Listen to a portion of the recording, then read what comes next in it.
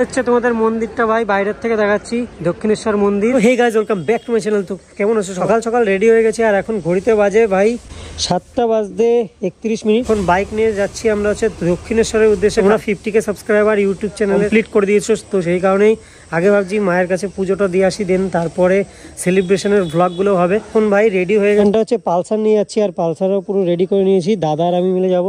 ভাই হোয়াইট পরে ভাই চিকনা হয়ে গেছে। তো গাইস চলো তাড়াতাড়ি যাই, কারণ রাস্তা আমাদের মিনিমাম 42 কিমি মতো কভার করতে হবে।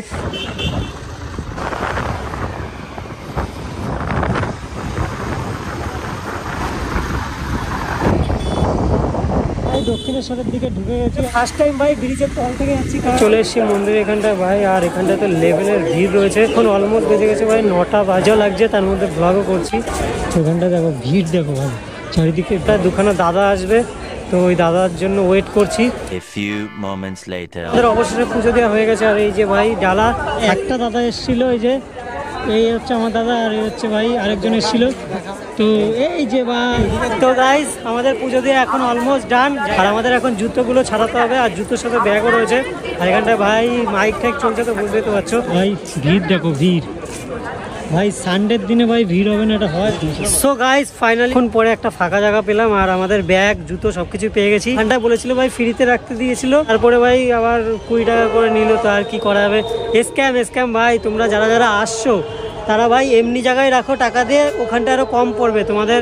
এখানটায় চাবে ভাই কিছু বলতে পারবে না, দিয়ে দিতে হবে। তো এটা একটা স্ক্যাম চলে দক্ষিণেশ্বরে, তো সেটা ভাই করো না কেউ। এই মালটা তো কথাই বলে না, এতদিন পরে ভ্লগে এসছে। বোবাতে কামড়েছি আমাকে। আরে এরা কারা? ভ্লগ করে যায় একা একাই কথা বলি। তার কারণটা হচ্ছে এরা কথাই বলে না, কি বলবো। আর আমাদের গ্রুপ থাকলে ভাই কথা বলতেই থাকে, মানে এটা মজাই থাকে, কারণ সবাই ব্লগার। হ্যালো গাইস বল হ্যালো গাইস, হ্যালো গাইস। এইভাবে 20 বার 25 বার যদি আমার মুখের সামনে এসে হ্যালো গাইস করিস, তাহলে কি মুখ দিয়ে বেরোবে? তুই বল রে ভাই। এখন খিদা পাইছে, খেতে যাবো ভাই, চল খাওয়া দাওয়া করি, তারপরেও কথা বেরোবে না। গজব বেইজ্জতি বলে।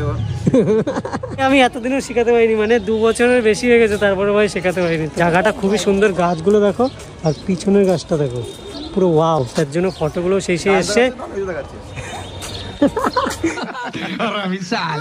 ঠিক সাহি পাকড়ে ভাই। এই তো দাদা আস্তে আস্তে কমফোর্টেবল হয়ে যাচ্ছে। এটা পুকুর না কি বলতে পারো, যাই হোক। এটা ভাই গার্লফ্রেন্ড নিয়ে আসো। আর আরেকটা জিনিস আমি শুনলাম যে গার্লফ্রেন্ড নিয়ে আসলে নাকি এখানটা কেটে যায়, তো এটাই আমি শুনেছি। হ্যাঁ, ব্রেকআপ হয়ে যাবে। জন্য গার্লফ্রেন্ড নিয়ে এসো না, এমনি ভাই মা বাবার সাথে এসে পুজো দিয়ে যাও, ঘুরে যাও। নয় বিয়ে করে আসো, তাহলে ভাই ঠিক আছে। তো কেটে ফেটে যাবে, তারপরে ভাই তোমরা ঠাকুরকে ভাই দোষ দেবে। এটা ভাই এই জায়গার নাকি এরকম সিস্টেম, আমি জানি না ভাই, কিন্তু শুনেছি। হচ্ছে তোমাদের মন্দিরটা ভাই বাইরের থেকে দেখাচ্ছি, দক্ষিণেশ্বর মন্দির। আর 3x দেখায়, দেখো ভাই ডিটেলিংটা দেখো।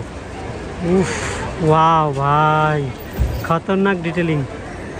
তো ভিতরে তো ভাই ভিডিও করতে দেয় না, তো বাইরের থেকে ভাই যেটুখানি দেখা যায় সেটুখানি দেখালাম। আর দেখবে দেখো 3x দেখো ভাই ভাই ভিতরে ভাই আলাদাই শান্তি ভাই ভিতরে। আজকে ভাই সোজাসুজি মুখ থেকে ঢুকেছিলাম, ঠাকুরের মুখটা দেখতে পেলাম আজকে।